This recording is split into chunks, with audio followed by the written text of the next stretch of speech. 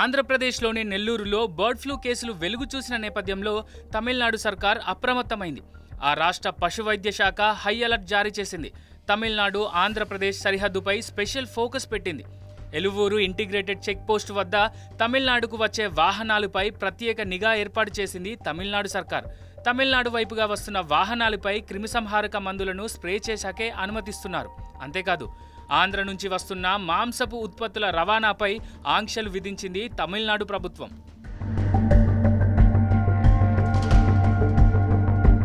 ఆంధ్రప్రదేశ్లోని నెల్లూరు జిల్లాలో bird flu నిర్ధారణ కావడంతో ఆంధ్రప్రదేశ్కు ఆనుకొని ఉన్న తిరువల్లూరు జిల్లా సరిహద్దులో ప్రత్యేక నిఘా పెట్టింది తమిళనాడు ప్రభుత్వం. ఎలవూరు చెక్పోస్టుల వద్ద పశువైద్య శాఖ ప్రత్యేక శిబిరాన్ని ఏర్పాటు చేసింది. కోళ్ల రవాణాపై ఆంక్షలు విధించింది. అధికారుల తనిఖీలు, వైద్యాధికారుల అనుమతి తర్వాతనే వాహనాలను తమిళనాడులోకి అనుమతిస్తున్నారు.